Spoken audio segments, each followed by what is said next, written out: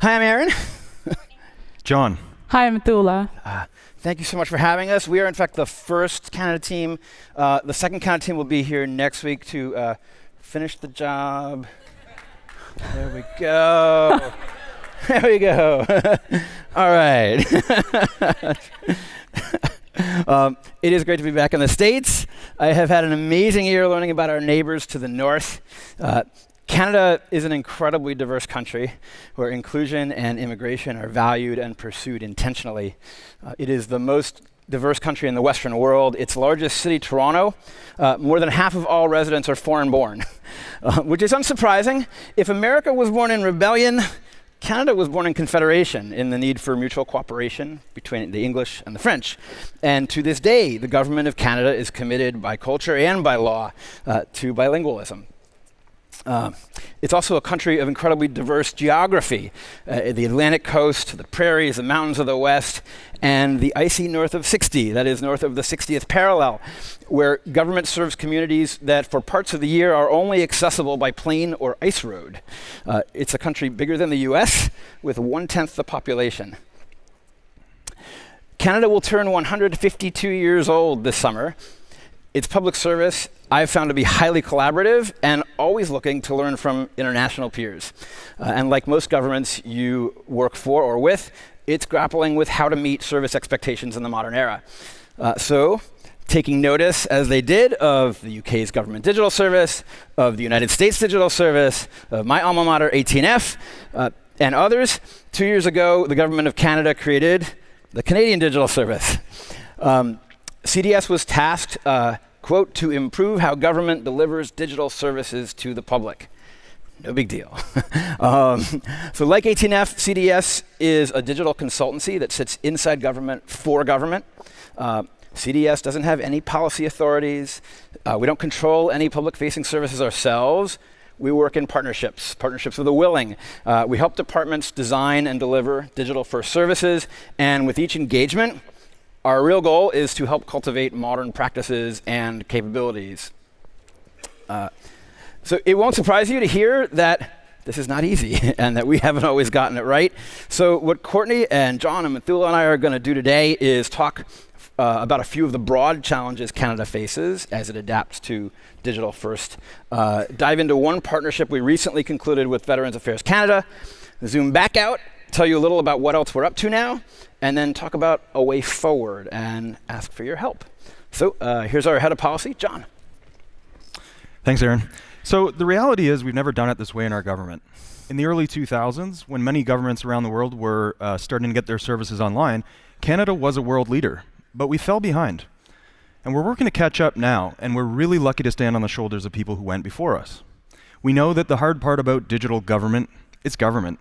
Why? It's because we're going against the grain. We're trying to make new practices the norm and not the exception, and that's hard work. So in Canada, we've got many bright spots across our public service. We've got pockets of awesomeness, as we call them. But we've lacked the foundation we need to scale modern delivery. It's kind of like when your contractor tells you to spend your money on the problems you don't see behind the walls. So if you're going to redo your washroom, make sure you fix the old plumbing first. And I'm sure everyone in this audience knows these challenges well. So here are 3 big ones for us. Number 1, we have silos. We tend to move our work through separate teams instead of moving people along with the work. Secondly, we have complex funding processes. It's simply not easy to access small amounts of money to test something out. And we also fund projects instead of funding teams. And thirdly, we have layered governance and policies.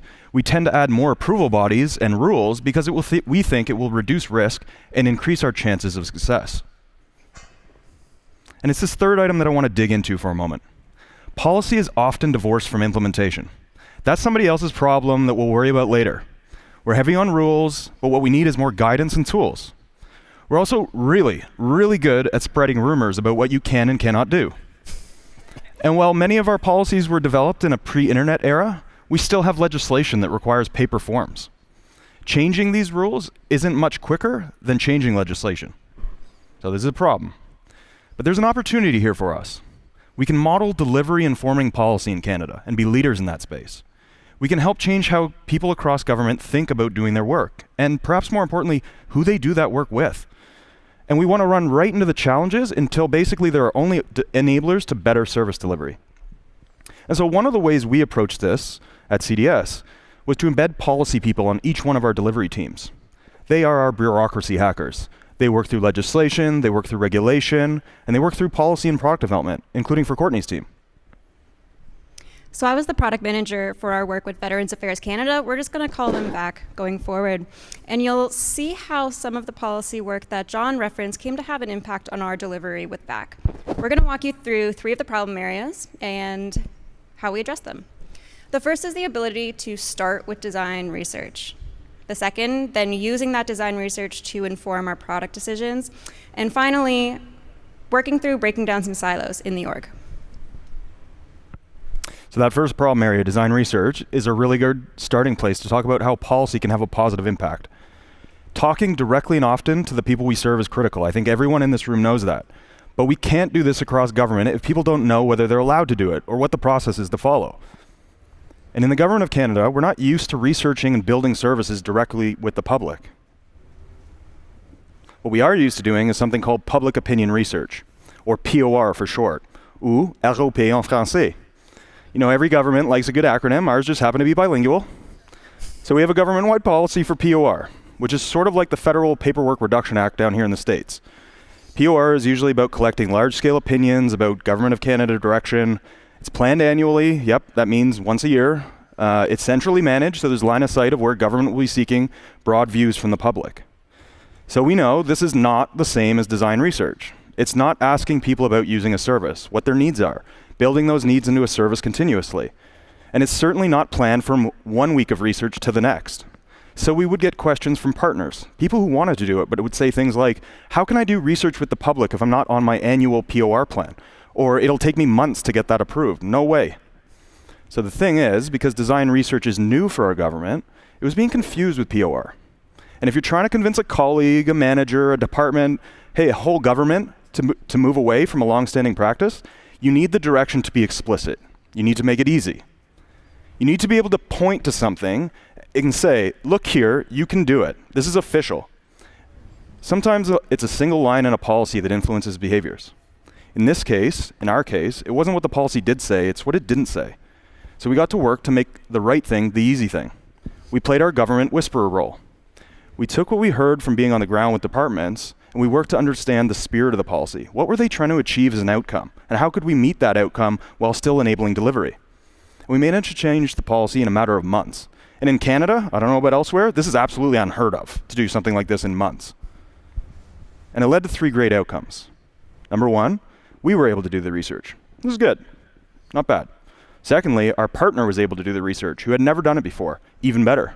But thirdly, and perhaps most importantly, is that all of government was now able to do design research backed by policy instead of being hindered by it. So let's unpack a bit of that research. And who better to speak to that than Mithula, who led the research with veterans? Thanks, John. There's an estimated 650,000 veterans in Canada. However, fewer than 30% are even aware of what VAC is. And fewer than 20% are currently being served by VAC. This was a problem statement that stood out for us, and we were keen on helping VAC in their journey towards modern service delivery. So we looked at the data, and we spent a good amount of time with VAC staff, and we identified that the benefits process was confusing and highly complex. And this meant that there were 2 key problems. First, that veterans had a low familiarity of the benefits available. And secondly, that the benefits process was highly confusing. And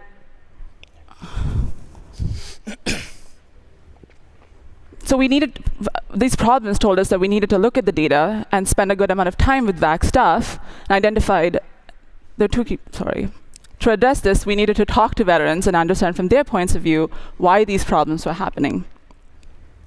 So we conducted interviews with veterans, with still serving military members and their families. Not just stakeholders or staff who do their best to represent the interests of the user, but who aren't necessarily the users themselves. Veterans like Susie here. Susie served in NATO and was former aide-de-camp to Canada's Governor General.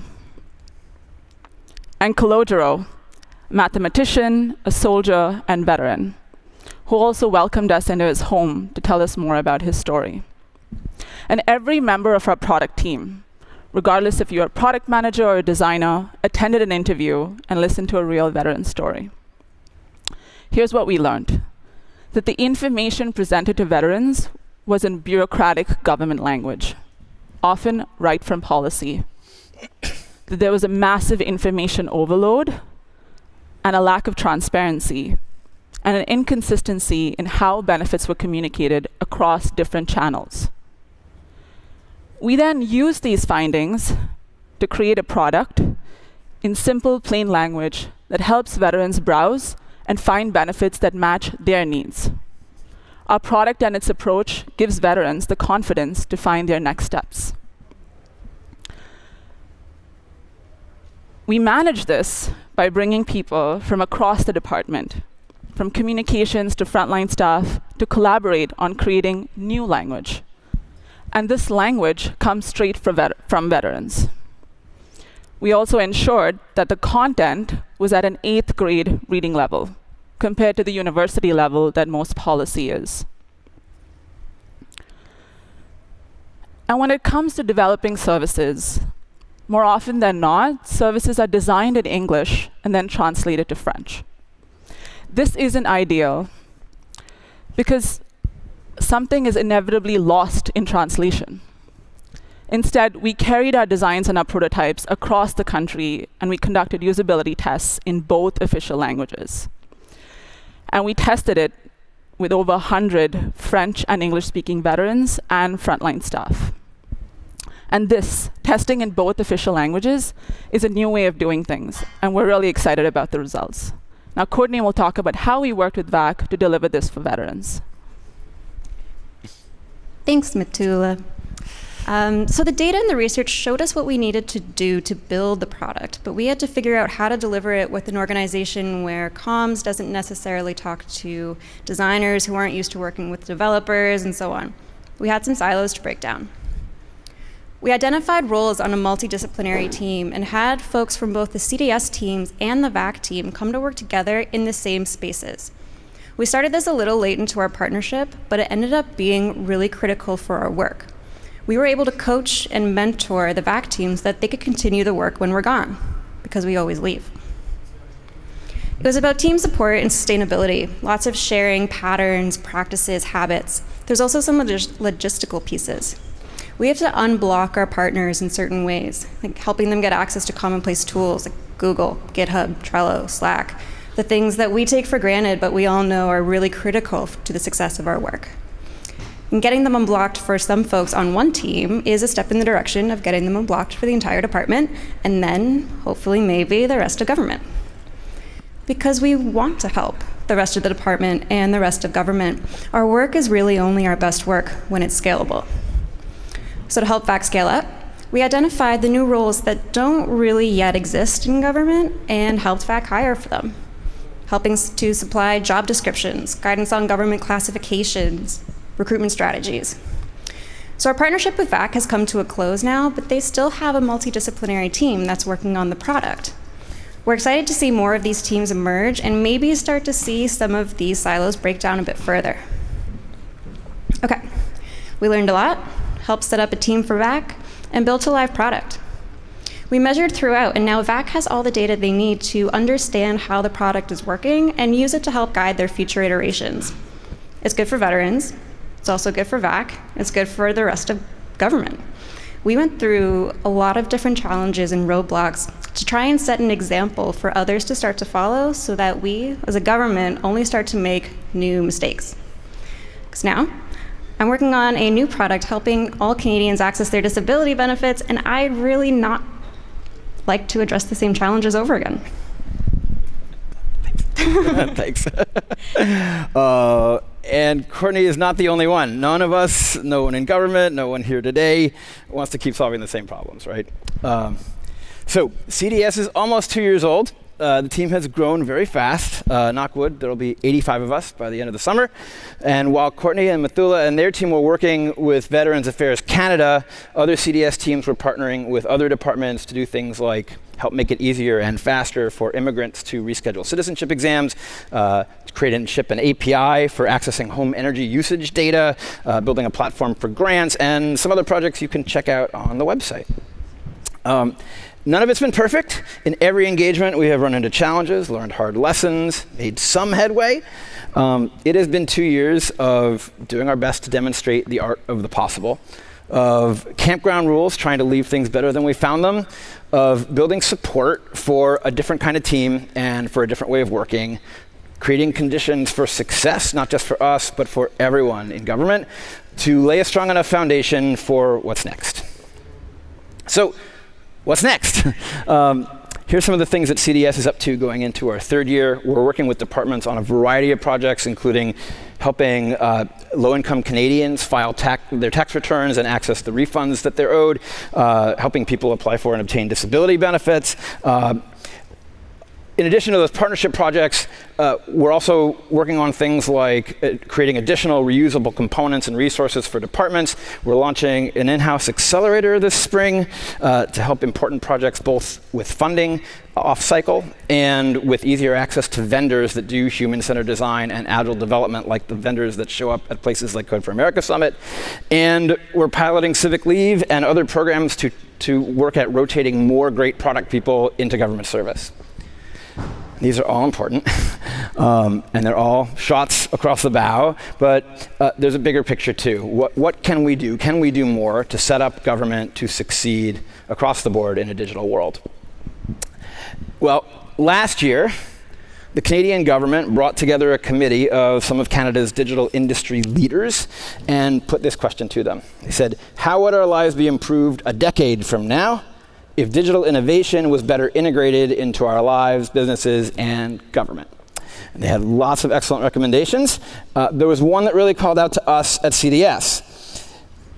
They said we should digitize all our public-facing services, end-to-end, by 2025. No big deal. Well, at CDS, we love a good challenge, and this is why CDS exists, and the industry leaders gave it something it hadn't had before, a deadline. And we thought, well, that deadline is ambitious, but not totally outlandish. So what would it take for the government of Canada to get it done? Well, a couple weeks ago, we posted our initial thoughts, our skeleton of a roadmap for getting it done.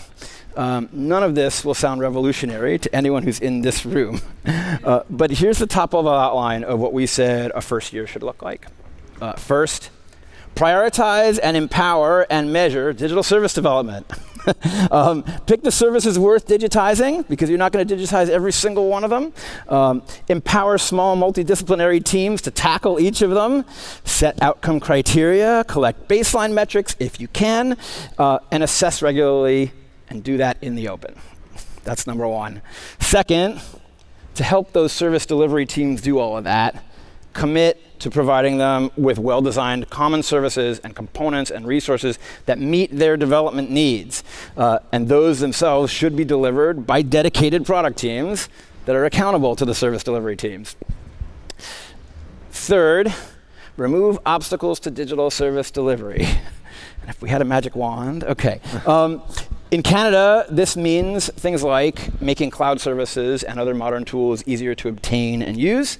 It means better aligning HR policy to support digital teams. It means investing in the adoption across the board of continuous delivery practices, and more that you can read about there. And then fourth and finally, measure what's working before planning what's next.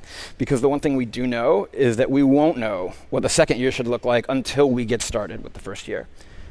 So that's what we think a start would look like. And in the Canadian spirit, we want to know what you think. We value your input. If you're facing similar challenges, we'd also love to hear about whether there are ways we might be able to help you as well. So with that, I will say merci, bon après-midi, thank you, and good afternoon.